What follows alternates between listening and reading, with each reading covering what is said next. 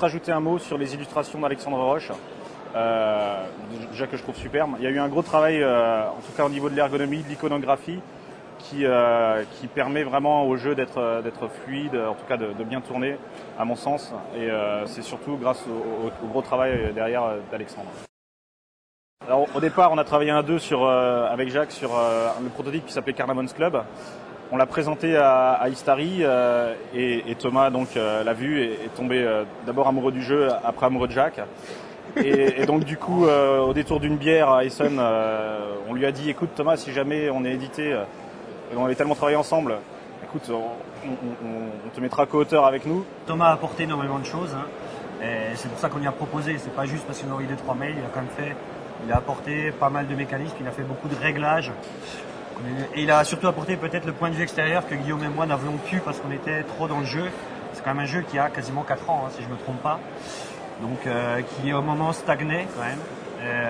Et Thomas a quand même apporté beaucoup de choses qui permettent de renouveler le jeu, l'aboutir pour arriver à la version qui est actuellement. J'ai envie de dire que c'est un peu le 109 du jeu quoi en fait. Pas au même endroit, on dit Strasbourg, Thomas de Paris. Donc il y avait beaucoup d'échanges de mails. Et finalement, enfin je sais pas, moi ça m'a paru assez naturel, Thomas. C'est rare de travailler C'est vrai. Non, c'était. Oui. Bah, disons que Jacques et moi étions ensemble, donc c'était presque un duo avec une partie du duo qui était à deux. C'est-à-dire que quand on s'envoyait des mails, après avec Jacques, on discutait du mail qu'on recevait de Thomas, on faisait une synthèse et on lui renvoyait un mail commun. Donc voilà. Ça s'est bien passé à ce niveau-là. Le gros avantage, ça a été de pouvoir jouer aussi avec des cercles de joueurs qui étaient vraiment différents.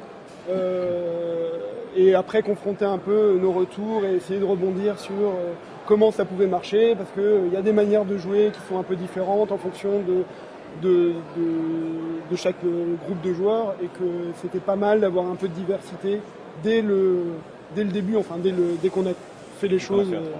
Dès qu'on a fait les choses à trois. Voilà.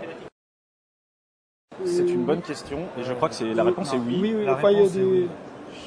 La réponse est oui, mais après il y a eu beaucoup de petits réglages, de points de détail qu'on a réglés au fur et à mesure, voire dans les derniers mois, de mémoire, sur les valeurs des marchés, sur les effets des personnages, le coût, les points de victoire rapportés. Il y a eu pas mal de petits réglages sur la fin, mais le gros du travail avait quand même été fait au moment où on l'a présenté à Matago. Sur notre premier proto, c'était effectivement la thématique, elle était proche de celle de Mykérinos, c'est-à-dire en gros on avait des lords anglais qui envoyaient des serviteurs pour aller acheter des objets égyptiens pour les ramener à Londres.